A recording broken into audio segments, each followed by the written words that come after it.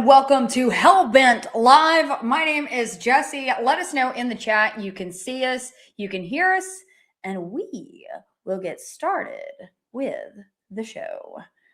All right, where are we at? Oh, I'm way behind already. God, you guys get in the chat so quickly. There's like over 100 people in the chat. 147 in the chat already. You guys are so fast on that. Ridiculous.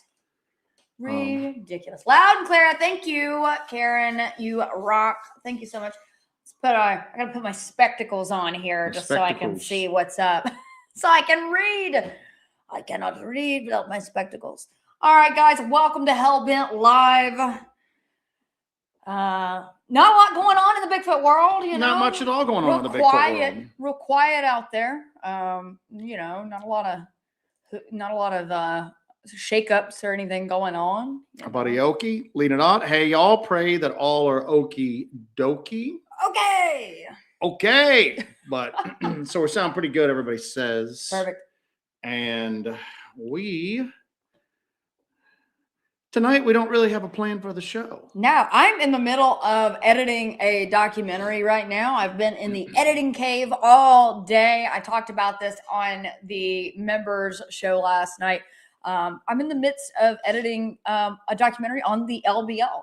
So I'm really excited about that coming out. That'll be coming out very, very soon on the Small Town Monsters channel.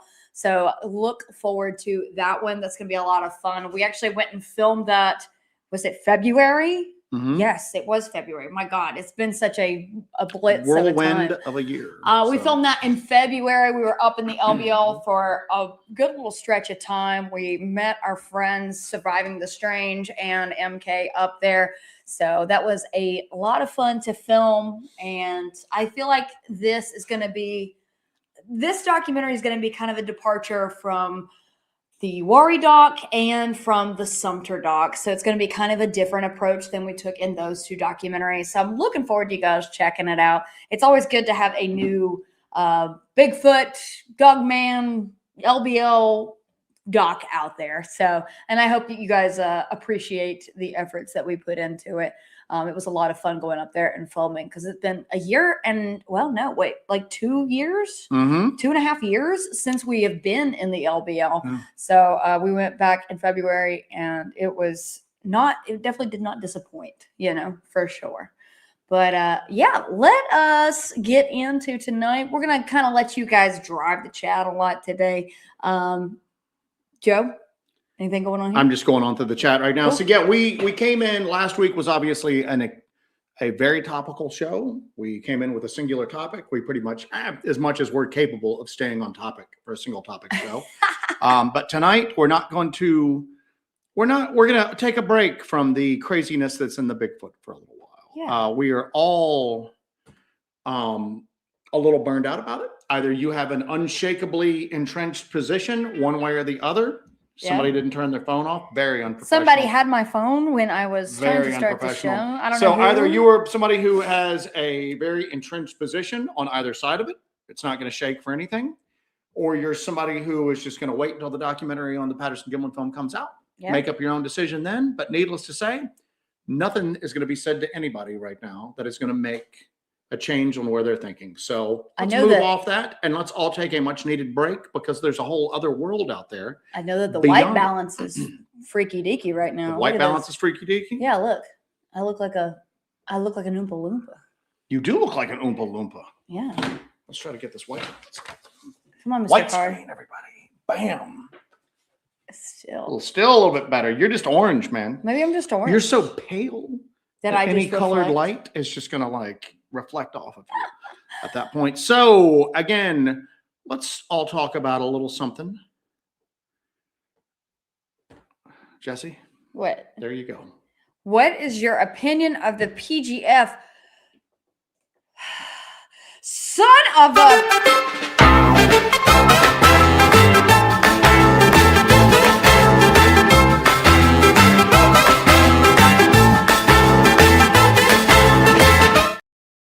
I'm fine. Everything's fine. Everything's cool. Everything's fine. Everything's fine. Everything's fine. Now, everybody's kind of been losing their mind over the PGF. I just really wanted to have something to have that joke come up there. Everybody's been kind of losing their minds concerning the PGF right now.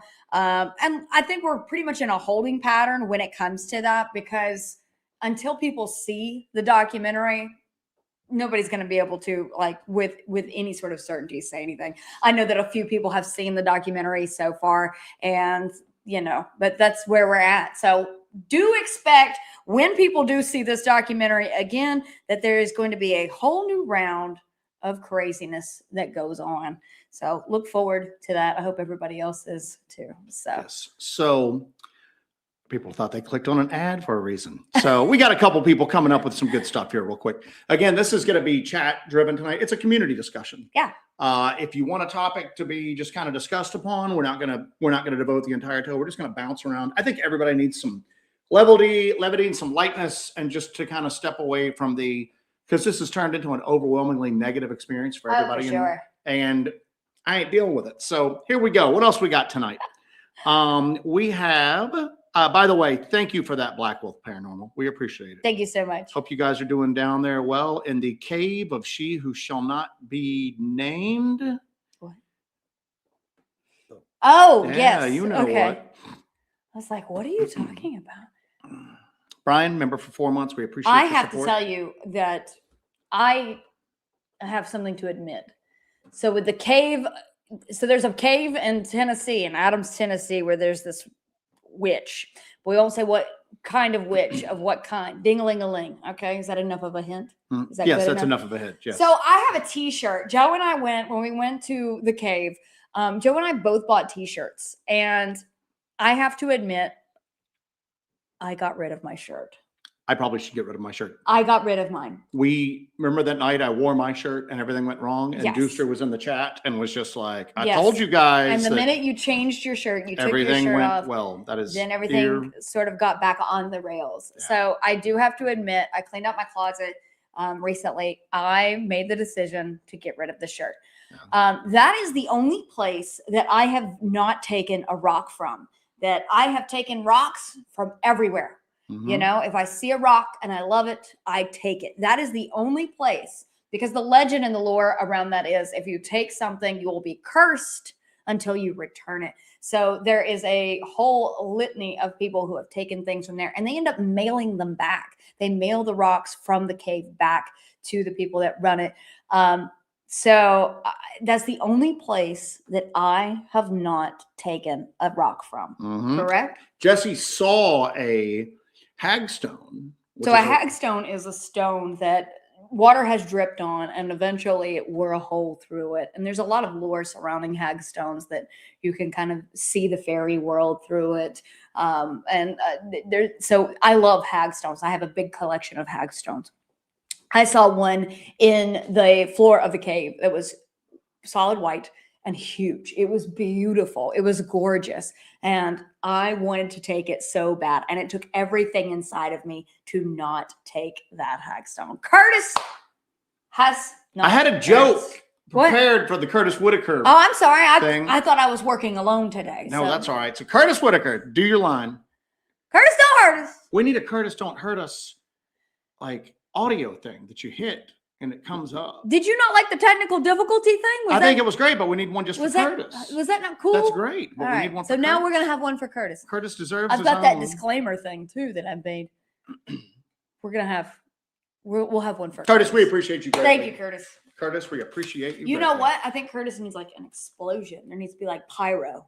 Curtis, bang, boom, something like that. So Curtis, we appreciate you. If we ever have a kid, Curtis Whitaker, Conan, Dale Earnhardt, Doyle the fifth, because I think there's been a few more with that We've exact had same name 5? in my family line. Oh my God. Anyway, Curtis, we appreciate you so greatly. Thank you, so Curtis. much. Thank you so much. You rock as usual. A couple quick things people have brought up here real quick. Larry Luttrell, what do you think about all the Bigfoot sightings in Ohio?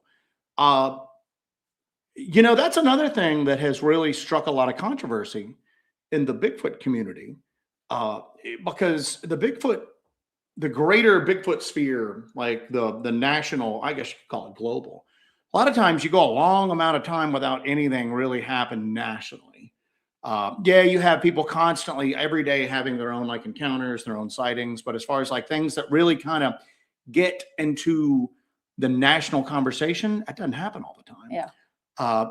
But like I said, as soon as this came out, and our buddy Jeremiah Byron does Bigfoot Society. He's a great guy. I can't say enough nice things about him. If everybody was like him, this community would be an absolute pleasure to be in constantly. But he was taking those reports and he was doing a lot of legwork trying to like vet them as best he could. Yeah. And he was getting a lot of reports that never made their way to the public airwaves because he didn't feel that they were valid enough. So I think he was up to 8 or 9 reports last time I talked to him in the Ohio area that were showing a pattern of movement. And he actually had some people, boots on the ground out in Ohio, looking into them. So I think it's a legit Bigfoot flap. I think there was like an increase in activity in Ohio, or maybe it's always that active. It's just that Jeremiah is getting so well known now.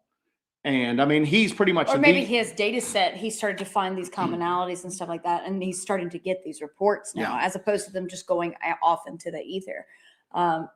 It was interesting that happened, that the whole PGF thing happened right on the tail of like that crescendoing, Very weird timing. And some people have said all this was released on purpose, just us. I don't want to get into the PGF stuff. Timing was weird. I think that there was a legit uptick in sightings. And I think that Jeremiah was the right guy at the right time in the right place and had the right amount of reach to be able to take those. And I think it's extremely interesting. Matter of fact, I'm listening to a podcast done by Timothy Renner over at Strange Familiars. When was I got to look on the date on this. Let's see. Because there was another big, weird Bigfoot thing in Ohio that was done in 81, Rome, Ohio. There's a guy that did a book called Night Siege, which is about a farm that basically was under siege every night by extremely strange big feats. You couldn't make out their faces. Everybody would always be like, I can describe them. And they always had, I have to do this they would always be holding their hands up, palms forward to the people who saw them. And nobody could ever figure out why. But they would always go, I couldn't make out the face. And that was a common occurrence with these things. It was a whole flap. It got to the point where the actual people that lived on the farm were shooting at them every night. You know what I'm saying? It was a legit siege. Interesting. When we had that happening in Sumter, that's why I heard of stuff like this before. They start getting too close to like people that live in very rural wooded areas. You're dealing with people that live in very rural wooded areas. Sometimes they just go, there's no cops here. I'm going to have to take care of this myself. And I think that might have been what we heard in Sumter. And then how is that phone call going to be, even if you decide that you're not going to take care of it yourself? If you're going to be like, all right, now I'm going to call the authorities. Of course, there's no Bigfoot authorities that you can call to handle this situation. And if you call the police, and a lot of rural people don't want to deal with the police. Believe me, I come from these people. We don't like cops a lot. You know what I'm saying? We don't want to call the cops to our house. Because you're used to those people coming up and busting up your stills, for God's sakes, man. Real quick, Michael, Taco Tuesday, weather is nice. Hellbent Hollers on. Life is good. Also can't wait to watch the upcoming LBL doc. Thank you, man. We'll get to that in a bit, but it's Hot Dog Tuesday for us. It is Hot Dog Tuesday for us. It's the white trash taco. So Ohio has got a lot of weird stuff going on. And now this thing back in like 81, I've already forgot. Was it 81? It was 81. And these people were opening fire on these things coming around their farm at night. They determined that there was like a cone of silence on the farm. Their next closest neighbor, I think, was like 6 miles away, something like that. You hearing crazy stuff outside? I keep hearing crazy stuff outside. Yeah, crazy stuff. I heard like screaming. But they wouldn't hear the gunshots. So they finally determined there was a cone of silence that they estimated to be 5 miles around the farm. Yeah. Turns out, as they began to look into it, like over the years, they found another adjacent farm that was having the exact activity. They just never talked to anybody because they thought it was demonic, and they thought that the one kid had stolen like a tractor at this second farm, and they thought that they had brought this evil upon themselves. So they didn't really talk about it that much. But it's crazy because like the Jeremiah Byron Ohio Bigfoot flap kind of made me go, I really need to kind of look back into this 81 Night Siege, string of activity, because they had a lot of weird stuff going on. They had strange lights, large cats, like in England, like the big black, like feline type thing that goes on over there. They were having sightings of those. And it made me think, I wonder if we're going to start hearing some of that come out of this area in Ohio where the Jeremiah Byron activity is taking place. Yeah. And if we're going to start hearing some of the weirder stuff start to trickle out, that meteorite just blew up coming down over there, and people are all out like meteorite hunters. I got a notification from the Weather Channel that the moon dodged an asteroid or something like that. So why did we get that in the email? I don't know. Are we set up to like receive Weather Channel like alerts like that? And why is the Weather Channel telling us about the moon, man? So wacky. Anyway. Welcome to the plot against the moon. Our buddy Hawk goes, oh no, not cursed clothing. Oh yes. Oh no. Honestly, though, that's the thing, though. That's actual cursed clothing. And Joe has worn it on the show before, and he had to take it off because we kept having technical difficulties. Not the funny ones that we just had earlier, but like we kept having real problems. And I was like, God, I don't usually put a lot of stock into like cursed objects really having a lot of effect, because normally I think, I'm Icarus. I fly too close to the sun. You fly a little too close to that cursed object. I'm always like, listen, I can handle it. I got this. Like the Corpsewood Manor thing and everything. But like, I'm always like, I can handle this. I can handle this. But I'm telling you, we just gave up. We just gave up when he had to change his shirt on that. So I did make that decision to get rid of that cursed object, unfortunately. So Alabama Cryptid Experience. I think he left the chat because we didn't answer it quick enough. I did mark that, but we didn't answer it quick enough for him. Did they publicly leave the chat? Yeah, I think he left the chat. I think he probably left the chat because he's like, all right, he said, I tried my best. Have a good night, everybody. Really? I think so. But we have a lot of people in the chat. Is that your first time being on this chat? It takes 400 people in here right now, man. So anyway. We're doing our best. Well, if you ever come back, we'll try to answer it. So Alita Scribner, super sticker. We appreciate you. Thank you, Alita. Thank you so much. I'm going to get back to this. I want to acknowledge it. We'll circle back to it. How about the missing Air Force general and the connections he had with other missing or unalive people involved? Joe was telling me about this the other day. We'll circle back to it. Oh man! Because if I get on this, that might take the rest of the show. Oh my God, it's so weird. I had no freaking idea. That, and I'll have to, just because it's an evolving story. So we'll get onto that. Cannon, out of all the objects you've taken from different sites y'all have investigated, have you noticed any strange activity that you would associate with that object? Yes. Yes. I am a bit of a magpie. I think we've established my magpie tendencies. We've got that, okay? But it's usually just rocks or little shards of pottery or just, no relics, no antiquities, no archaeological things, just cool trash, basically. But usually it's mostly rocks that I'll be like, oh, I love this rock. I'll take this rock. So we've had strange things happen. It's hard to determine what is the source of the weird things going on in our house because the house is so full of these things. And then I also have haunted objects that I have gathered over the years. I have a African revenge fetish that is highly, highly charged that was gifted to me by a Santorian priest. So that is kind of a charged item that's in the house. I have several haunted dolls as well as Victorian mourning dolls. So you don't really know the source of things that are happening, but we just try to manage them as best as possible here. Is that good enough? That sounds great. So, damn, there we go. Bam. And let's just kind of keep going along here. Another Patterson-Gimlin film. Should I? Yes. You know what? You can kiss my...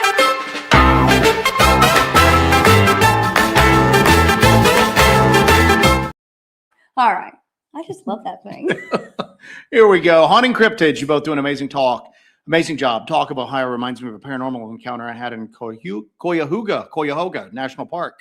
I swear I encountered an elderly ghost couple. Whoa. Whoa. You don't hear a lot about like elderly ghosts.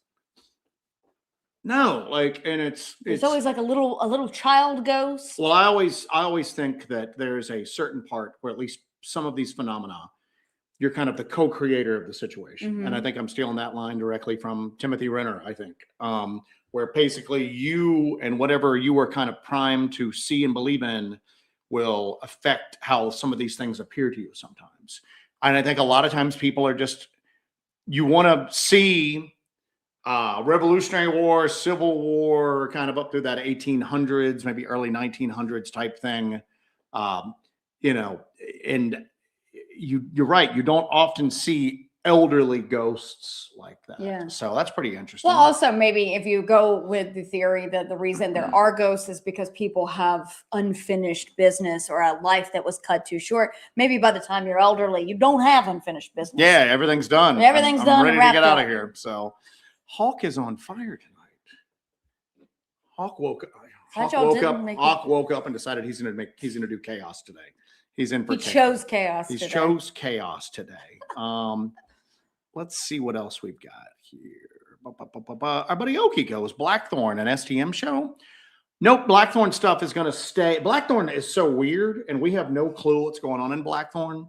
And it's such a large story. There's no way we could tell the Blackthorn story in a wrapped up way. And some of it's so subtle and weird, and we don't know. And it's an ongoing project. Yeah. Some of it, we don't know if it's people out there doing stuff. Some of it, we don't know if we just don't know. It's such a weird thing. And it's a lot of times when you do larger like presentations like that, you need kind of a defined case to present to people. Yeah. And when you're just standing there going, is this weird? Am I crazy? Am I reading too much into this? Is it actually, we're so confused by Blackthorn, it's difficult to kind of present it to people who haven't been following it. So that's probably just going to stay for y'all, man, at this point, unless we have like literally like a Class A sighting and we catch it on film and then it'll move beyond. We're also eventually, like, as the further we get into this Blackthorn saga, because it's just so weird and it goes in so many different directions. Eventually, we're going to have to do a show where we just do a rundown on Blackthorn. Where are we at right now? With how this? It got started, you know, and kind of just go over all the basics of it. Hawk's hitting us $2 at a time with all these little. He's got a bunch of comments tonight. Sounds like you all need more cats for all of those items. Yes. No, we do not need more. I think we could have one more cat. I think one more cat would work. just the golden number for cats here. Let's see here. Our buddy Pyro mentioned the sightings kind of patterned out like a few groups may have been relocating, talking about the Ohio thing. That was what Jeremiah was kind of leaning towards. I don't want to speak for him because I haven't talked to him in about a week, and I haven't. We've been busy with our own stuff trying to get the LBL doc up. So that's what I had heard, that it looked as if it was an actual, all of the Ohio sightings were tracking, and I guess you can't see my hand, so I need to do it over here. You were kind of tracking the movement of a group at that point. You know what's interesting is you were talking about there was a sort of a flap of a common type of sighting where they were doing this. You couldn't really make out their faces. What that instantly reminded me of is, remember that period of time where we were getting reports of Bigfoots wearing skull masks, and we got them all at the same time, but from different sources. Yeah, and we'd never heard it before. We'd never heard it before. And we've never really heard it since. But it was just, we got multiple reports. I think it was like 3 or 4 reports, and one of which was from a friend of ours who was very close to us and who was bewildered by the story that he heard. But that was, so we 100% trust that information from him. And for the people that aren't familiar with that, we were talking to a guy, our buddy that does Cryptid Response had gotten us in touch with him, and this guy and his whole family. We were talking to like the whole family. Yeah. The adults, the kids, the grandmother, the whole family. They had a bunch of property, and the state, the county, somebody had done eminent domain and were putting a road through, and they were tearing a bunch of stuff up. And they said there are these mounds that have always been there.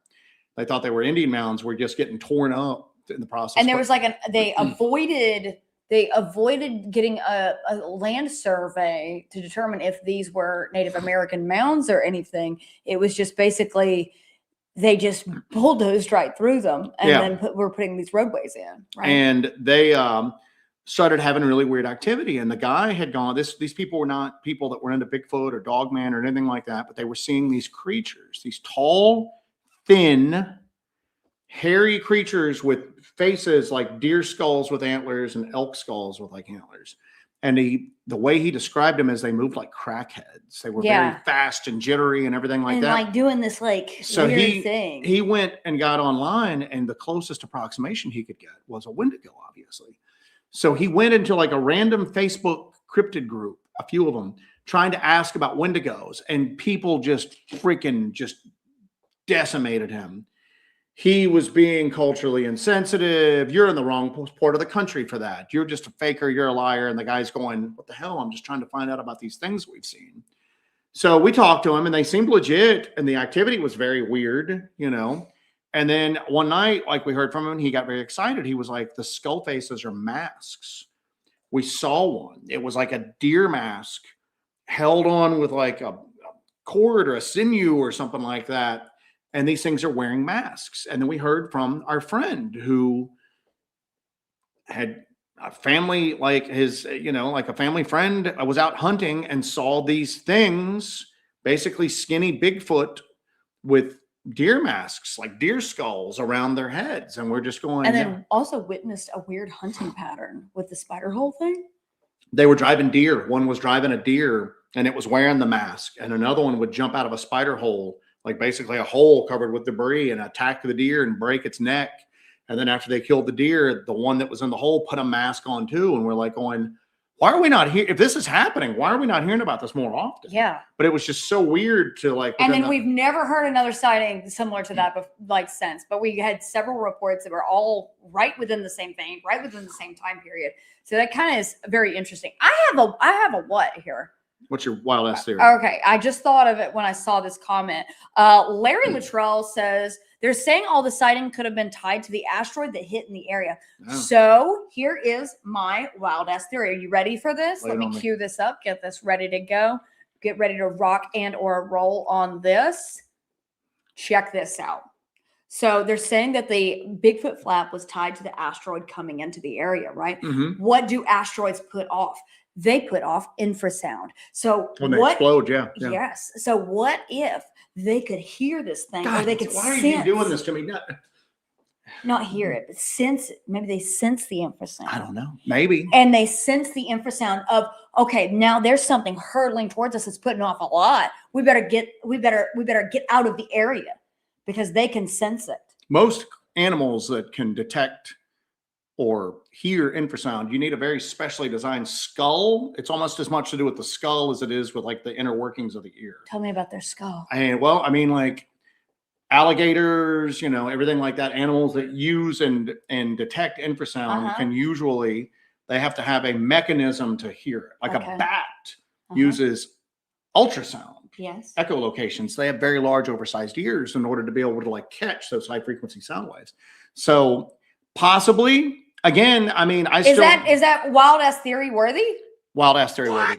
What? So, and I've always said that if Sasquatch used infrasound, they're not using it offensively or defensively. They're using it for communication, like every other animal that uses infrasound uses it for. We did, out of all the times we've used that infrasound detector, the one time we got a real plausible hit is we got it with those vocalizations we heard on that mountaintop that night. That was on a live stream. Yeah. We heard vocalizations and the infrasound detector went off twice. Yeah. In timing with those vocalizations we heard. Yeah. Maybe so though. Maybe so. Maybe just a simple fact that they somehow knew. I mean, how would you know that a meteorite getting ready to hit doesn't really, it's not like an earthquake building or a storm coming. Yeah, but you don't know.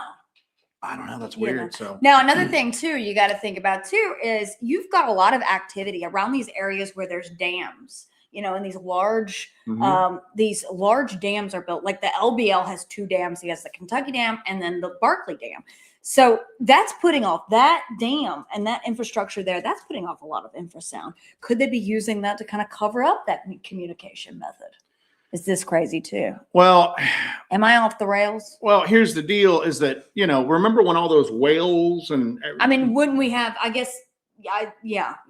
The whales and dolphins were going towards the wind turbines in New Jersey, beaching themselves and like killing themselves and all that. I don't know. It's a wild ass theory. So keep it on. Miranda Crew. My buddy Miranda, $10 at us. Thank you so much, Miranda. We appreciate you. Are you guys ever going to go back and do a Jumper Gate Part 2? That area is the area where we saw the burning light at. We caught either a entity jumping from tree to tree or a leaf. Yeah. However you view that. And we have had a whole litany of other, that was just a weird area. There were, we ended up leaving that area because the human activity up there, the weird cult-like activity, I can't even call it cult-like, the weird cult activity and all that was a very weird and real obstacle up there. Yeah. And that's originally why we just went, there appears to be like weird paranormal activity going on up here, but we also are really starting to run the danger of running into like some people who are going to be dangerous. They're just dangerous. And we always tell people that, like, we run into a Bigfoot, we get attacked by a rogue Sasquatch one night and we empty our 10 millimeters into it and we are able to bring part of a body back. Mm-hmm. There's no real downside to that as long as we get out of the woods. We have the same thing with a group of dangerous people. There are legal ramifications that you have to deal with, even if you're in the right. And that's something we really don't want to get involved with. Oh, yeah. But then that area also got wrecked with Helene. We need to get back into that area. Yeah. We are probably when the weather, we've been so sidetracked by Blackthorn and the activity there. It's hard to move away because it's so intriguing. Well, there's also a time limit on Blackthorn. Blackthorn is eventually going to be uninvestigatable because of the heat and the bugs and the snakes. And when that happens, and also the undergrowth gets so bad in Blackthorn that we're not going to be able to get through there. At that point, we'll shift back to the mountains. Yeah. And we will do a Jumper Gate follow-up. Our buddy Kim Drescher. Gifted some lucky soul a Hellbent Holland membership. Or unlucky. We were cleaning up the Discord of inactive members, by the way. I put a post out on this. If you are an active member and you're active on the Discord and you suddenly can't access it, email us. Email me with your YouTube channel name and your Discord handle, and we'll get you back in. We're still getting the ins and outs of Discord, and the Discord got really giant. Luckily, Scribe has really helped us with the Discord. As a Discord professional, Scribe has really stepped in and helped us with the Discord.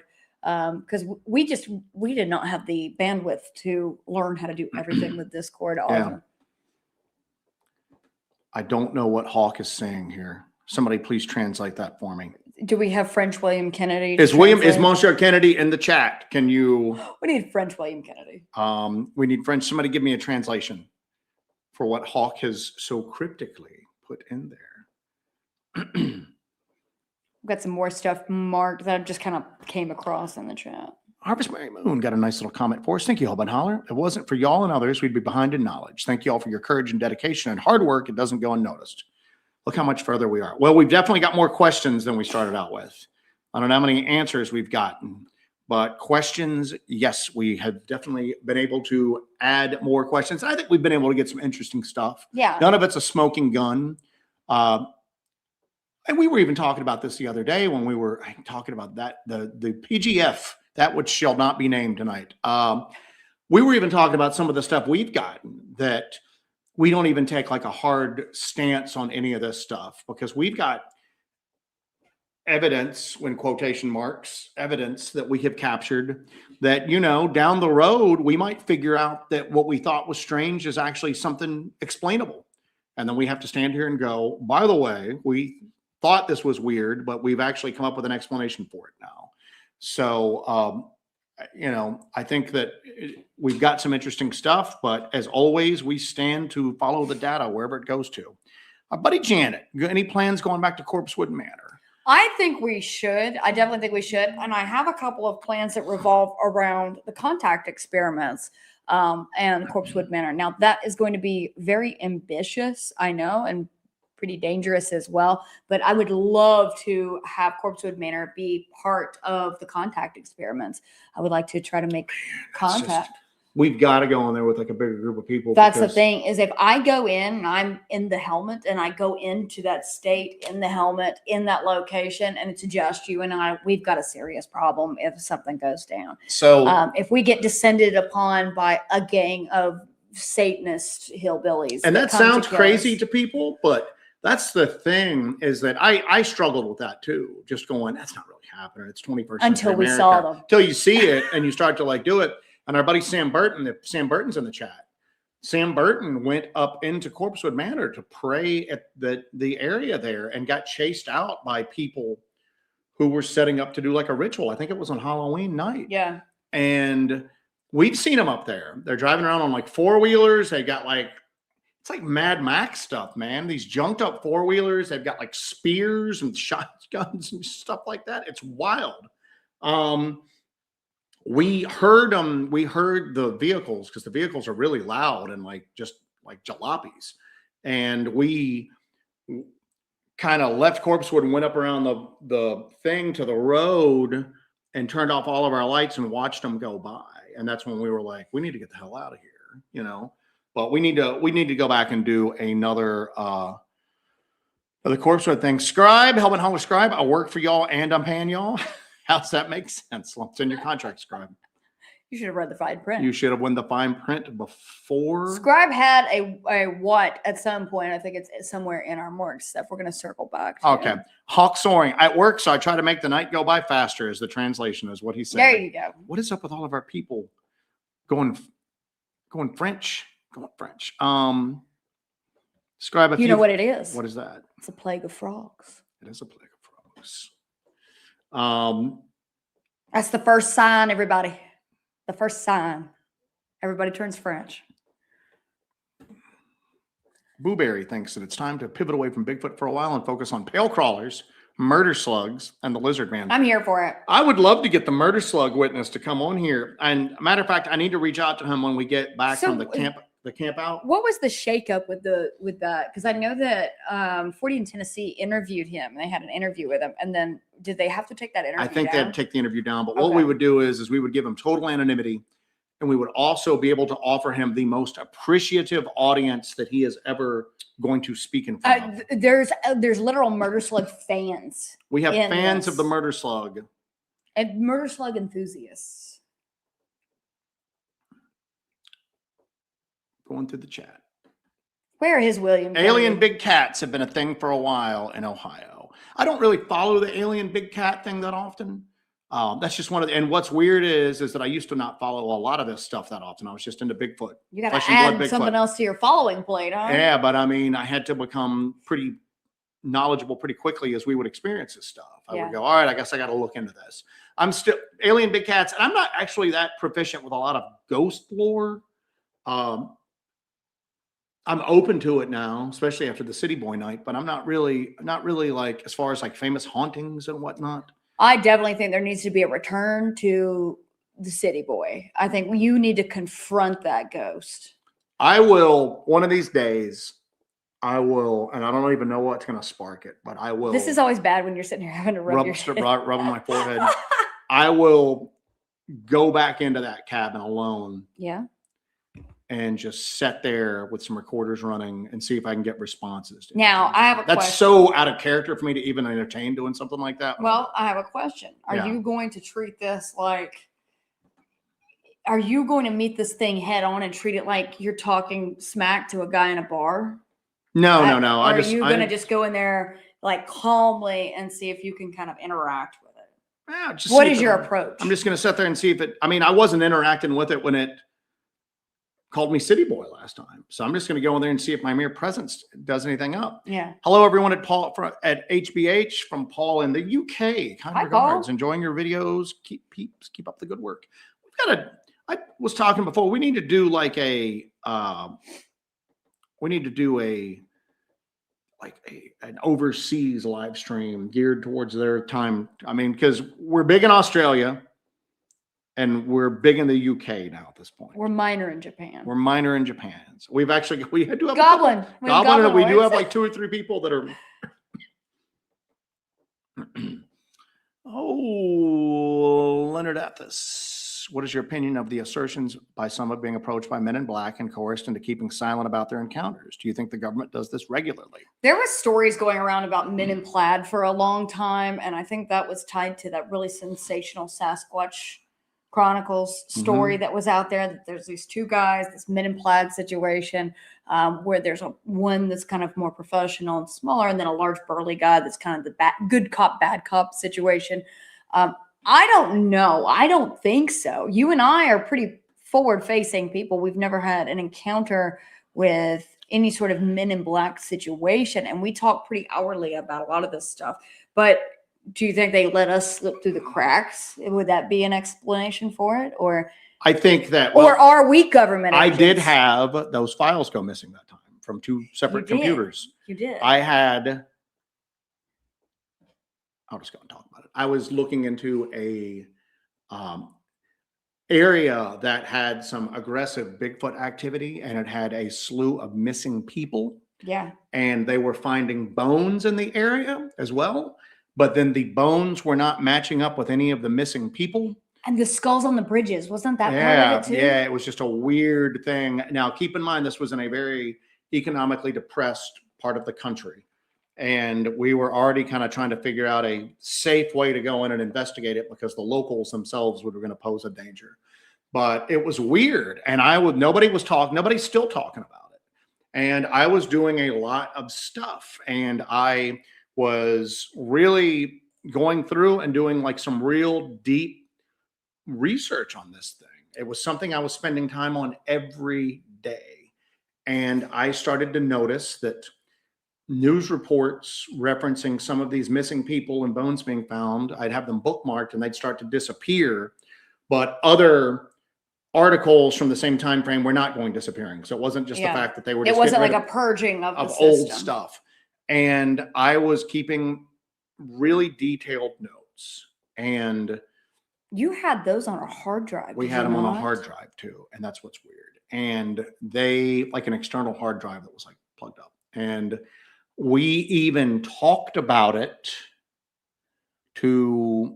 this is when we were getting bombarded with talks from networks, remember? About doing a network show.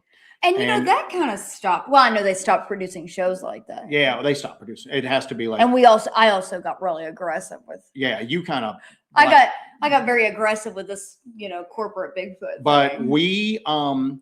All of my notes disappeared. I couldn't find them. I had them on a Google Doc, and then I had them saved on a hard drive, and they just all disappeared. I thought for sure, for the longest time, I thought I had just like misfiled them. If I done something, they were all disappeared. And I always thought that was very weird, but what are you going to do? But I'll tell you this, that I do think they do that because they do that with the UFO community. And I think that if they do it with UFOs, we'd be naive to think they wouldn't do it for other phenomena that people look into. Like Jesse said, that, the Bigfoot community had its own men in plaid. And I could never tell if that was just an invention of like a couple of podcasts. Or it's clever. It's cool. It's cool. It's a cool concept. I find it interesting. Clever. But here's the other thing too, is like, and back to Timothy Renner. We are huge Timothy Renner fans. You've got the man in plaid, like the plaid man, right? Mm-hmm. Well, his plaid man is a flannel man. Flannel man is a plaid man. His flannel man is a supernatural entity. It's like a hat man type thing. Yeah, it shows up in people's houses and everything like that. It's not like a government entity or anything like that. But I think sometimes those two concepts get confused. Well, this circles back to what Jeff brought up earlier about the missing Air Force general, the connections he had with other missing or unalive people involved in the UAP realm.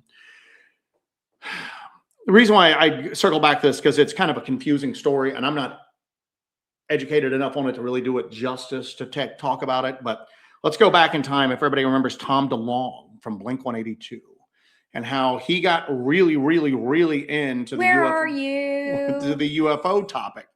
And he started a publishing company. He's where you started to really hear about Lou Elizondo and all these other people in the UFO field for the first time from his To the Stars Academy thing. And what they were going to do is they were going to use pop culture and entertainment media as a way to introduce these topics to the greater population. He did a book called Secret Machines and all of that. But when Tom DeLonge first started doing interviews, people laughed at it. Yeah. Here's this like pop punk musician talking about having secret meetings with government, officials and all of these people. And why would they talk to him? This doesn't make sense, And he really got laughed at a lot for a lot of the stuff that he said. And a lot of the craziest stuff that he said was told to him by the general, the quote unquote general. And that general told him some really interesting things about the UFO phenomenon that we just used to consider these entities that were tied with the UAP phenomenon. Now we called them little g gods, gods with a little g, and that we had encountered them, mankind had encountered them throughout our history. And sometimes they knocked us down a few steps in civilization. Sometimes we got a little too, and that they were responsible for lost civilizations and for humanity really being held back a bit. And he was like, now, one of the quotes that always got me is that now humanity has the ability to punch back a little bit. Like we now have the ability, maybe through our own technological advances or maybe, reverse engineered technology from somewhere else, we had the ability to punch back a bit. And that was just one of the craziest lines. And that Tom DeLonge talked about the fact that a lot of these people always hear about the government being a very sinister entity with a lot of this stuff. It's always posed as like the enemy when it comes to this, the enemy of the people when it comes to these topics. And then he said that there's a group of people out there that are literally driving themselves mad trying to keep humanity safe, trying to counter these things that are just so far outside our realm of understanding.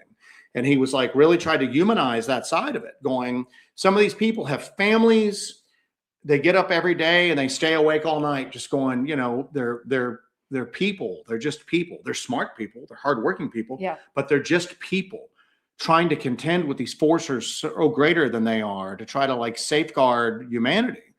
And, there's that, but then there's the other side of it too, is that there are some sinister elements in the government. There's the flip side of that. There are these people that are saying this has got to stay secret at all costs. Well, it came out that the general, and I can't even remember his damn name at this point, William McCaslin. It came out that this Air Force general, William McCaslin, was the guy who'd been talking to Tom DeLonge, that this was a real thing, that this guy was really tied into a lot of like experimental technology programs and rumored to be tied into the UAP legacy programs that dealt with like finding and collecting and trying to reverse engineer non-human technology. Well, he went missing. And the way the story developed was very odd. And if I'm wrong, if new information's come out, somebody correct me, but he basically disappeared from his home. Or might have been on a walk or something right around his home, but just disappeared. I heard rumor that his cell phone was left at the home and the cell phone had been basically factory reset, but he just disappeared. And this guy's retired, but he ain't been retired that long. And he's got a lot of really top secret knowledge. And it seems like the government would really be flipping out, but the story didn't really get prominent nationwide attention. A few news agencies like looked into it. News Nation, a few other places that have been more open to UFO stories. Well, it started to come out that people that he was associated were also going missing. Yeah. There was that guy, Princeton, Yale, Harvard scientist who was doing a lot of stuff with plasma technology, and he'd been killed in his own home, and everybody thought that was very suspicious. Well, a lady that he had, and I'm not even going to look up her name right now, scientist, she had basically just come up with a new alloy of metal that was going to be used in our next gen rocket engines. And she was involved in the same projects that General McCaslin, this Air Force general, was involved in. She went missing on a hike, total missing 411 type stuff. The person she's hiking with looked over her shoulder.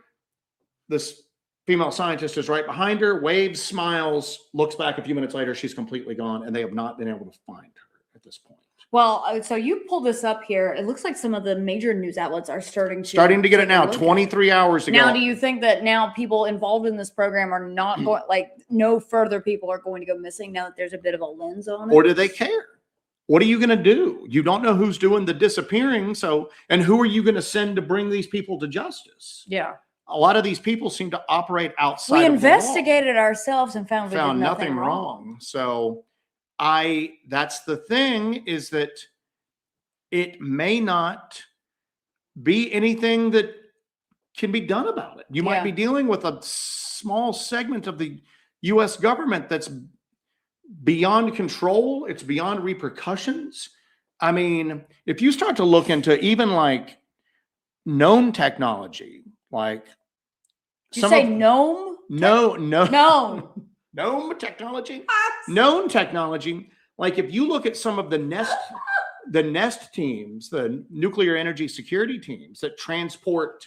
I thought you were about to tell me some stuff I never heard before. You're like, technology. You know, if you look into the gnome technology, I'm like, oh my God, we're making cookies. We're in the holes of trees. What's going on with the gnome technology? Tell me more about this gnome technology. If you have just the authority that some of these nuclear energy security teams have, they basically got a license to kill. If they think that something is going on when they are transporting sensitive materials and they shoot you and it wasn't, it's basically bad, because they don't want these guys second guessing themselves. They don't want a terrorist group to hit, the wrong type of things being transported and get their hands on them. So that's for something like that. Imagine the power that would be invested in a group that was trying to protect world-changing technology like that. So I do think that goes on. I do think that sometimes people are given the stick. Sometimes people are given the carrot. Sometimes people are told, hey, it's going to work out well for you if you don't talk about this. Now, here's the other thing too. All these people that have been involved, and a lot of them have been dealing with plasma technology. Okay. A lot of these people are dealing with plasma technology. There's a lot of talk that a lot of these UAP phenomena might be sentient plasma, intelligent plasma, a plasmoid life form. Well, here's the other thing with all these people going missing. Are they being silenced? Are they being kidnapped? Are they being assembled to be forced to work on a project or a program? There's that. Or do we have another Project Serpo type thing going on right now? Tell us about Project Serpo. Project Serpo. Is that gnome technology? Project Serpo was back in the... No, he actually answered. No, that's not gnome technology. You're confused, Jesse. No, honey. So Planet Serpo was... I'm thinking Serpo. 1965, we supposedly had an exchange program where 12 members of the United States military traveled to a planet in Zeta Reticuli, I think. And it's like, I'd have to look up. It's several light years away.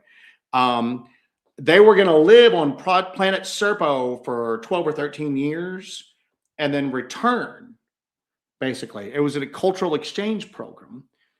And there was a lot of evidence backing it up, which was also debunked by quite a few people. It's just one of those things that just, it's just kind of in the UFO zeitgeist, Project Serpo. So maybe something like that's going on. Maybe these people are not being snatched away for malicious reasons. Maybe they're being snatched away, like you said, to work on something that we need. Skill sets. Yeah, for their skill sets. Or we got another Project Serpo thing going on right now. I don't know. But you know what? We need to do a show on this, but that's something that you really need to do a lot of. There's so many dots to connect at this point, and there are crazy, hyper-focused people with a lot of time on their hands doing a far better job than we could do on it because we don't have the time. Booberry Joe, you might want to real quick explain what a murder slug is so people get caught up. Some people are saying that he took his 38 and holster, no phone, smartwatch, or eyeglasses, but he had his 38. I just imagine he's just in a pair of socks and underwear with that 38. And again, stuff is coming out. Oh, Hawk works for a French company, Michelin. That's right. So, duh. Ho, ho, ho.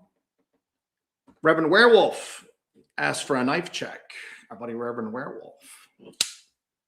I'm carrying a SOG Seal XR today. Aw. Limited edition gray that I got in a secondhand store. Yeah, well, we got that. It is pretty damn nice, to be honest with you. I have some old SOG knives, SOG knives, from back in like 20 years ago, if not more, that are really awesome.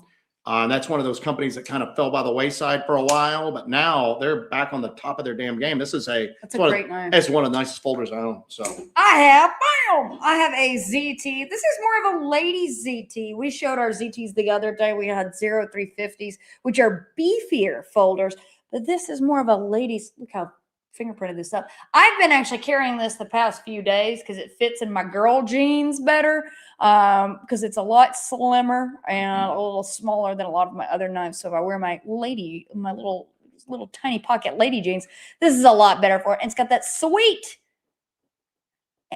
purple. Is it titanium? What is that? I don't know. I think those are titanium handles. They are. Purple little handles there, machined right there. Isn't that sweet? Yep. But I got a ZT today. Been carrying the heck some murder slugs. When we were at Tennessee Wildman Conference, the first one. Was it the first one? Or was it the second? I think How many have we done? I don't know. It was the second. Second one. This guy came up to the table, wanted to talk to us. He was very, I don't want to say distraught. He was obviously emotional about definitely wanting to get something off of his chest. He had been, and you correct me if I'm wrong on this, if any of these details. It's so weird because we don't really talk about the whole case a lot, but the idea of the murder slug. Anyway, he was out hunting a deer when he started to notice movement in a treetop near him. So he went completely still. He has a pretty pedigreed military and security background. So he just goes extremely still, is kind of tracking it with his eye movement only, not really moving his body. He eventually realized that there was a translucent, basically slug, a big flexible, boneless, like kind of creature there. And he had a sighting of this for a while. And he basically walked away going that there are translucent predators that are able to move in the treetops in wooded areas without being detected, and that they're hunting and then they're going somewhere else. And he had this whole thing about like, that's why they're not discovered. They're slugs, basically. There's not going to be, if they die, there's no bones left or anything like that. There's no forensic evidence that you're going to be able to find on them. And that he had this thing about predatory, translucent, giant slugs in the treetops. So that's where the murder slug story was born. And we talked about it because it is and I'm going to tell you right now, as crazy as the story was, dude's one of the most believable witnesses I've ever talked to. Yeah, he was pretty shaken up. He was shaken up, and he was like, not. Sometimes you have people and they come and they tell you crazy stories, and then you go, well, they're also crazy in other ways. Not saying that discounts their story. Sometimes people have kind of extreme behavioral quirks because they have been under they had an encounter that was very stressful. It really shook up their idea of what reality is, and they walk away so shaken that it affects them. They basically are dealing with post-traumatic stress from it at that point. He was extremely believable in every other aspect, and even told this very unbelievable story in a believable and a convincing manner. So I'd like to get out there sometime, see if maybe these things show up on thermal, maybe show up under ultraviolet light, anything like that. Go out there and see if we could find it. But because of the nature of his job, I think he was worried after he did an interview that it was going to get out. Because obviously, if you're working in a high stress, very important position where your behavior and your mental capacity basically ties into national security, and you're talking about murder slugs, might cause you some problems at work. So we've known people who were law enforcement officers who really couldn't talk a lot about the work they were doing because they're involved in murder trials, and if they go off the rails too far with some of this paranormal stuff, that you could call into question their sanity in a court of law. So our buddy Rick Skinner, Pop-Tarts funds for Joe Solo Boy City. And what's crazy is that was one of the wildest investigations we've ever done. Straight up paranormal stuff doesn't do well on our channel. That video, I got to tell you, I was looking back and it's actually it's done pretty well. Really? Because I'm going to tell you right now, that is in my mind, so that is like unmistakable evidence of the paranormal. The paranormal. For sure. I don't know what it is. If it's ghosts, disembodied entities, whatever. I heard it with my own 2 earballs. And also we got it on the camera we were in the field with. We were in the field. We got that raw on that camera at the same time we got it on the recorder. So it wasn't even an EVP. No. It was audible. Wow. Yeah, it was straight up audible. And so we got it on the recording device. We left it in the cabin. We got it on the shotgun mic on the camera. And we lined everything up and bam, matched up perfectly. And then, but we only got and it's either Here City Boy or somebody said they thought it said Up Here City Boy. I don't know. But it was almost like a mocking Here City Boy. City Boy. Ah, yeah, craziness. Yeah. Thank you for that, Rick. Our buddy Not Today. They make noise when they breach the atmosphere. Heat displacement. Thank you. Talk about bolides. I had to include this because I got a gold star. Well, the infrasound detection equipment we had was also marketed towards amateur astronomers because basically they want to film meteorites entering the atmosphere and exploding, and they'll put their telescopes up. They'll film overnight. And then they look on this infrasound detector and they go, oh, I had an infrasound burst at 3:23 a.m. And then they go back and then they find it and they've got the footage of it. That way they don't have to watch footage like all night long, you know. Our buddy JD, my man, talking to you this week. I'm wondering if you're ever going back to the spot that had all the bamboo. That was crazy. There was an old highway. We always talked about that area. It's the Grove. And we always said that we were originally dismissive of it because it wasn't that big. It wasn't that remote. You know, there's houses and it's near a town. Within not a far distance is a town. But when we went out there, we had some pretty crazy activity. And we've actually got a witness that lives out there that had an insane encounter. We've got to go out there and interview him. Yeah. There is a bit of a time limit on the Grove, and we've had some trouble every time we've gone out there recently because they're starting to develop in this area. It's starting to develop like crazy. Like they're putting housing development. And what they're doing is they'll go into a really rural area, buy up a farm, usually under false pretenses, and then pack it with houses. And then once that happens, it's a floodgate for more and more and more. And what'll happen is that the Grove was public land, so that's not going to happen. Yeah. But you're going to end up having development right up to the edge of it. Yeah. So we're worried that there's going to be a bit of a time constraint on is the Grove going to be a viable place, and is whatever is in the Grove, is it going to get out of there, leave the area? Yeah, no. But the other thing too you have to worry about is that when you start getting people right up on the edge, I mean, there's people that have like Bigfoot activity in their suburban backyards, of course. But the problem for us is that for documentation purposes, how do you all of a sudden then go, this isn't a person there? Right. We're not hearing human activity. We need to go back there before the development really kind of kicks into gear. Yeah, I agree. But the other thing too is that there's an old highway that we've mentioned before that had zero traffic. It was just really not used ever. But there's more traffic because this area, again, it's this whole portion of the country is packing up. There's more traffic on there now. So there'd be some traffic noise, and we have to see, maybe that's killed the activity out there. Maybe the activity is still going on with not a care in the world. Well, now that we have better tech for recording audio and more kind of place it out, we might be able to get audio still, despite the fact that there may be traffic around on that old like rural highway. We might just end up hearing that, but we might have to kind of parse it out. For me, though, and this is something I got to get over because it was a problem when we originally got reports from the Grove, and I just went, and it was pompous of me, and I was wrong, but I just went, look at this on a map. Hey, hold on. There's no Joe. Hang on. Did you just say it was pompous of me and wrong, and I was wrong to say that there was no. I want you all to take a moment because I looked at it on the map and I'm going, it's not that huge. It's not huge. It's not the size of a national forest. It's not that remote. But then we went out there and I was going, no, there's something going on out here. But the other thing too is that, you know, you'll hear like occasionally like low flying planes in some of our stuff. and that for me, that's always like watching it afterwards. I felt like it's the mundane world intruding upon the bizarre, like the weird, is that if I'm somewhere and I hear traffic in the distance, I'm immediately in the mindset of ain't nothing going on here, so we'll have to see. We might go out and just give it a check. Eyes in the Woods. Jesse, are you going to do a Summoning Girls summer session? Did you talk about Summoning Girls summer? I did. I talked about that. I think I came up with that. We talked about that last year, but I think this year, that's what we're going to do. We're going to get into the contact experiments. It's going to be a Summoning Girls summer. We're going to get into it. Got to. Our buddy MK, Strange Backcountry, he released, put that in the chat if you can.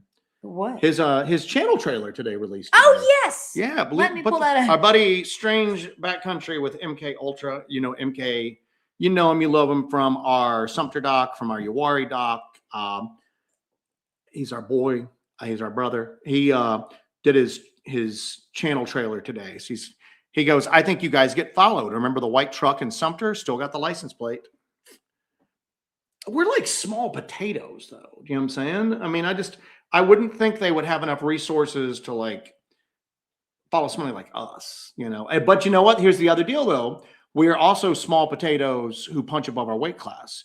And we're out there trying to document stuff. I'm a little potato with a big potato bite. So we're trying to document stuff, and we're getting the equipment to document it pretty well. We're not coming back with just stories of trust me, bro. We're trying to come back with footage and audio and other data. So maybe we are on the radar. That's kind of gets my ego there. All right, here is the trailer for Strange Backcountry. Go over to his channel. Make sure you subscribe to his channel. Our buddy Dead in Yard Hunt. 3 government UFO experts have disappeared. I saw it on the news. So it is starting to make the news. We need to do a show on that. Yeah. You know what, Bristol? For once, I'm glad to see you in chat. Let's try that. We need more data on this gnome tech. Bristol's an OG. Bristol is an OG. Speaking of OGs, one of the first OGs, Pork Chop Express. I tell you, a guy goes to his day job for a couple of days, comes back, and Joe was going on Majestic 12 one day. And it's no coincidence that I snuck a Majesty Palm in the house yesterday. She did. I came home there. She was trying to hide a tree that she had gotten. I got a clearance tree in a pot. Sorry about hitting that mic there. I tried to hide it. For gnome technology. I write gnome technology down now because we need like a gnome technology shirt. I do have some new t-shirts, and I'm going to slowly roll some out. I cannot believe I'm writing gnome technology on a pad here. Deep underground Keebler bases. I marked all of this because I thought this stuff was hilarious.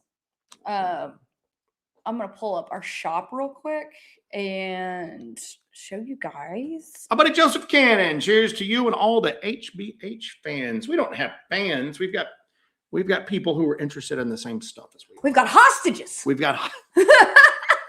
Oh, Lord. All right. So I didn't put this on the new releases page, but guess what? I'm going to do that in a bit when I get off this thing here. Wow. I have not even been looking at the chat. I don't even know what's going on here right now. I got to add these t-shirts to the new releases page, but let me copy this. Terry's got a good one. Has anyone seen the stories floating around that CERN destroyed the universe in 2012 and that we're experiencing what we are experiencing as life? Is it us just circling the drain?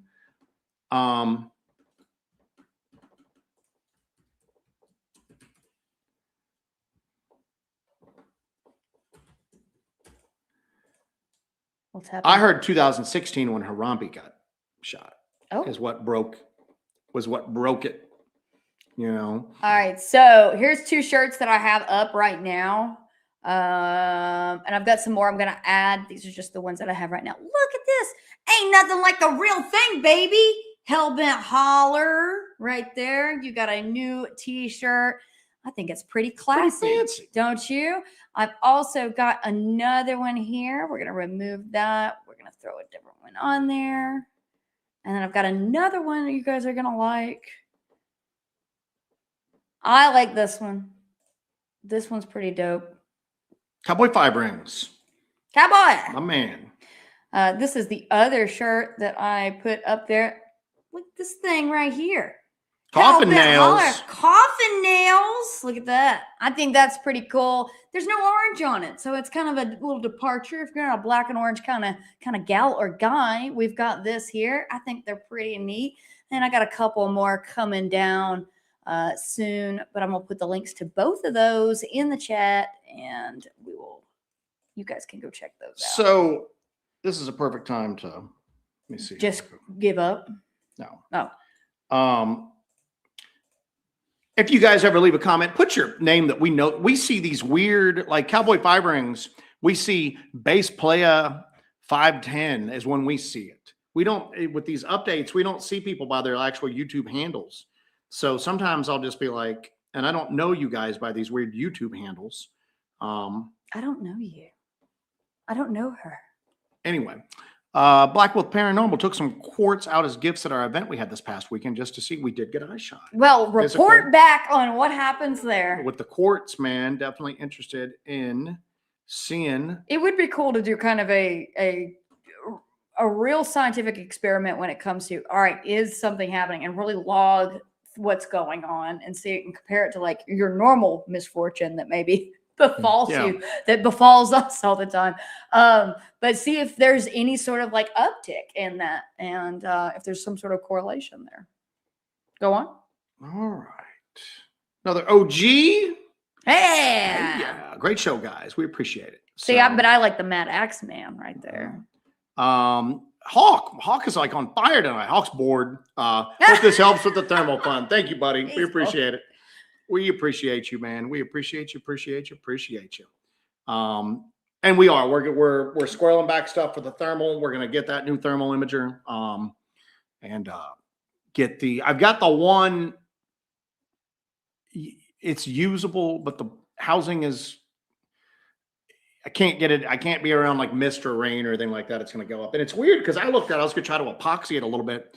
And the piece that's like snapped is like right next to like a circuit board. And I'm going, I probably should not get epoxy on this. Yeah. But we appreciate it. We're going to get that new thermal. We're going to be in business. Strange backcountry. Has anyone ever seen a caveman or woman ghost? Well, maybe that's what people are seeing when they see Bigfoot. I thought I saw one this morning, but it was Joe stumbling back from the bathroom in the middle of the night. So, but that was a theory that people had, is that Sasquatch sightings were basically the ghosts of a caveman, ghosts of like Neanderthals and stuff like that. So, and that's why we couldn't find any physical. Half-Inch Wrench Crew is in the chat right now. I want to make an announcement. It's already been put out there, but we are doing the Tennessee Cryptid Camp Out, and that's going to be the week of April 13th through the 17th. So that is coming up. I don't know. There might be tickets still available. A couple tickets still available. That. Yep. But Miguel from Sasquatch Theory is joining the fun as well as the Half-Inch Wrench Crew. So it's going to be a lot of fun. It's going to be something completely different and a totally unique experience for sure. We're looking forward to hanging out and just talking shop, and it's going to be a blast. But I'm going to put the link to that on here in the chat, and then I'll include that in the episode description as well. Tennessee, and I'll get that pulled up, and we'll put that on there because I think some people pulled out. So it's a big commitment because it's several days. Let me put it to you like this. It's money, but it's cheap for what it is. We don't really do any of these. But when we did this and we presented it to people, they were like, that's actually like really cheap for what you're doing. Yeah. Some people are paying like $1,000 to go on like for a day. And we're going, what the hell? I mean, no, $1,200. Yeah. I mean, for a day. The Randy and the 40 in Tennessee guys are just going to like, this is like they've done stuff like this with other things. I think this is their first Bigfoot specific one. And I think this one was just kind of, and I'm just talking for them, which I probably shouldn't, but they really not making a lot of money off this. I mean, considering they've got this area for that stretch of time, and it's not like a huge event with like a ton of people. I mean, it's pretty cool. Yeah. Hawk is killing me today. Killing me. What is Miranda? Too early for me to be buying for Christmas. What that means, Miranda? We'll take your $5. The merch. Oh, the merch. Oh, Miranda's probably the most kitted out. Miranda's probably got a closet of Hellbent Holler stuff. I picture Miranda at like every family event. She's wearing Hellbent Holler stuff. So. Like Ned Flanders has a closet full of the sweater vests. Miranda has a closet full of Hellbent Holler t-shirts. So, Eyes in the Woods. Can we vote on the most requested investigation? Murder slug would be a contender. If we could, I guess I just need to. I tell you what. When we get this LBL doc done and submitted, and we get back from the campground, I'm going to reach out to the murder slug guy, and Randy, again, Fording, Tennessee, the guy that's putting on the campground. I'm sure he can possibly at least just send a message to him from me and see if we can get him in touch. And if we could get him to, he probably does not want to go back out there, but maybe share the location. We wouldn't share the location, but we would maybe go out there to see what we could see. Maybe we need to do a vote for people to do I think there was a guy upset that I was making Illuminati hand signals of some kind when I was really celebrating. You're kidding me. Let me see this. Is this in the chat right now? It's up somewhere in the top. But then he's like, I encourage everybody watching this live to stop giving them the energy that they're all seeking from you. And remember to all, including Jazz. I don't like Jazz either, so I'm going to have to agree with that one. We need to eliminate Jazz. Can we put that back up real quick? What? I'm going to go and find the other parts. Is this the same person? Yeah. This is. Here we go. Yeah, you keep doing your little secret hand signals from the Luciferian Masons. Look at both of you. God loves you and God bless you. I love it when just flat out crazy people show up in the chat. That's just awesome. Can I show my shirt? I think it's the perfect time. Show your shirt, yeah. This is one of my favorite t-shirts that I never wear. I found it in my drawer today. Remember when RoboCop shot that dude in the dick? I thought that was a perfect time to show. That is a perfect time to show the shirt. I'm trying to find these like crazy comments in the chat, but I don't see them. So Luciferian hand signals.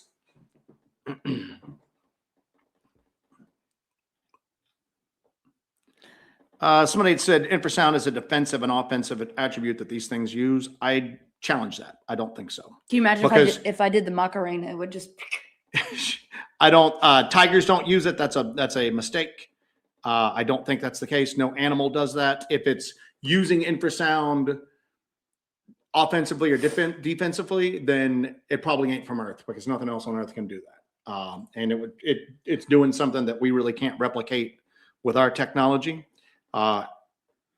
Area denial weapons like our ultrasound high frequency sound waves, not like low frequency sound waves. So we've got a threat from them. I have a real strong feeling next time you're in God's country that you may be severely attacked by a hellhound. Is this going on right now? Oh. Or is this old? How old is that? That is 8:37. So good God Almighty! I'm doing my best. Doing my best. So.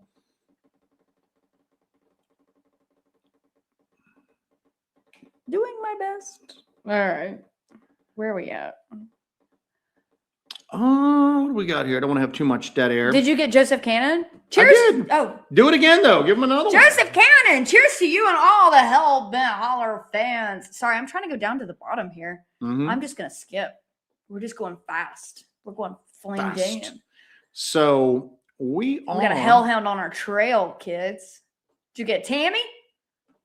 Come here. What's Tammy got? Tammy says, love the work you are doing. Remember for 17. Tammy, we appreciate you. Thank you so much. Thank you.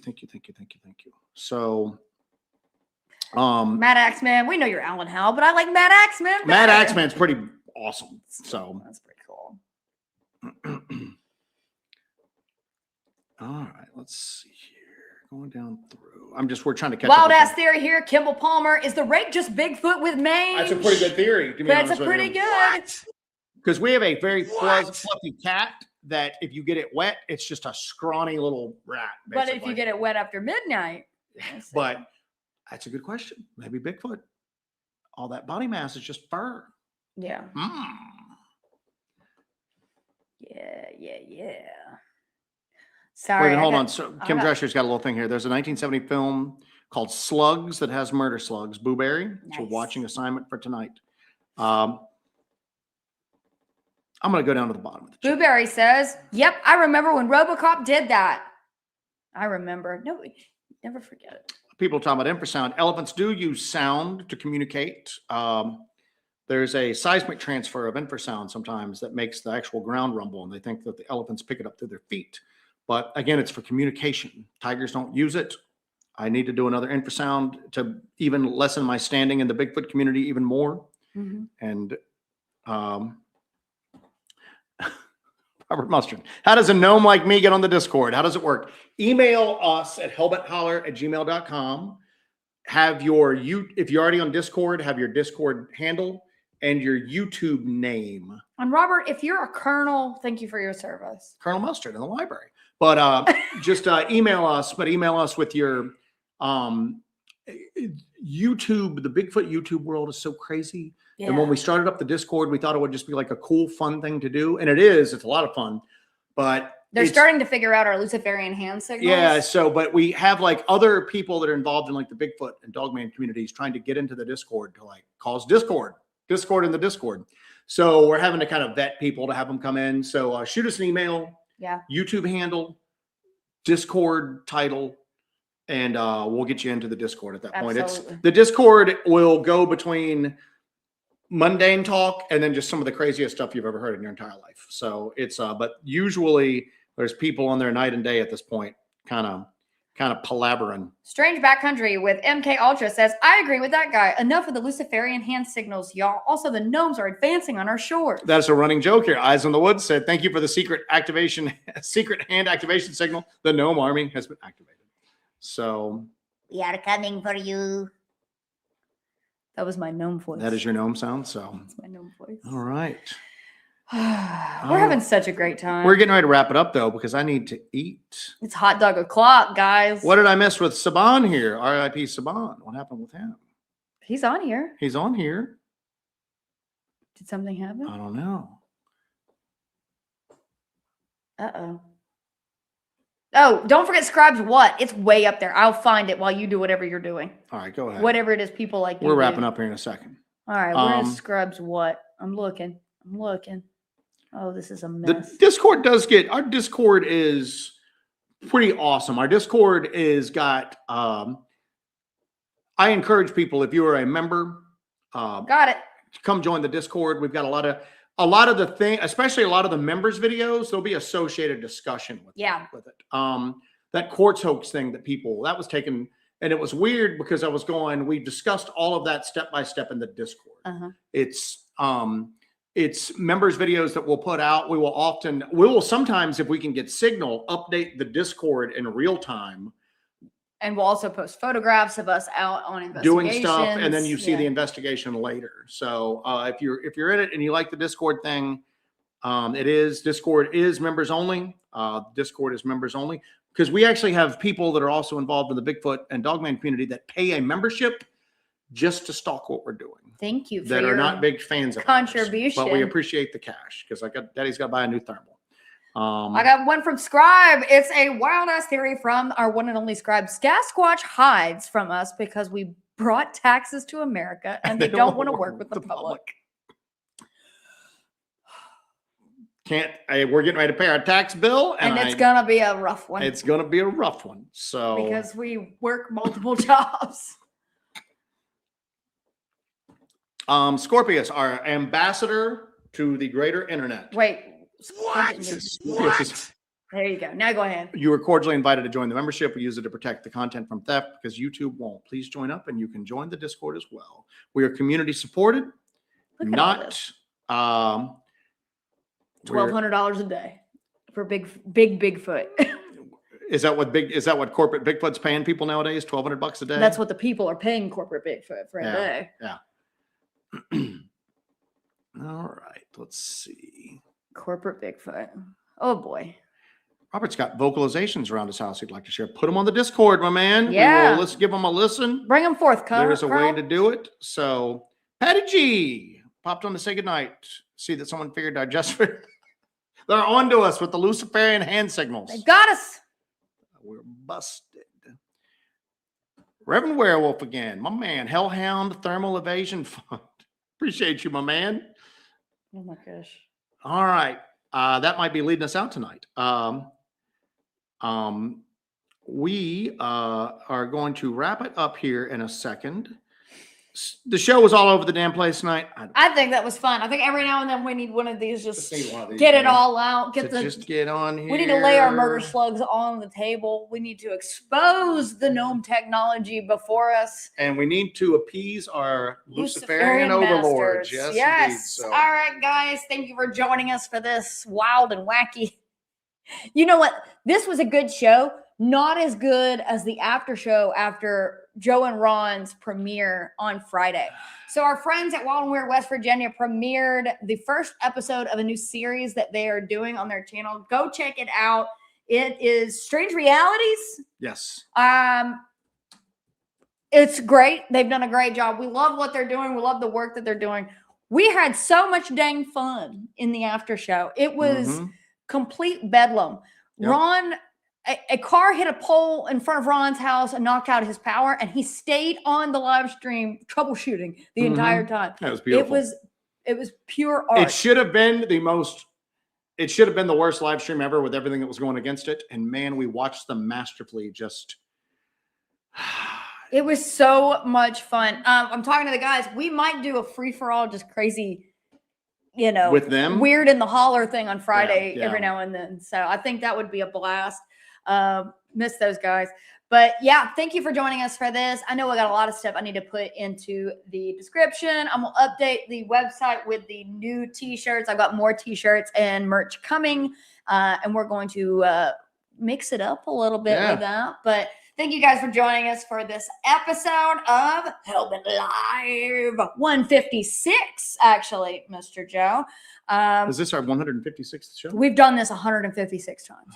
Seems like so much more. We both go, Seems like so much more. All right. We are out, guys. Thank you all so much. Take it easy. Y'all have a good night. Stay safe out there. Take care of yourselves. And guess what?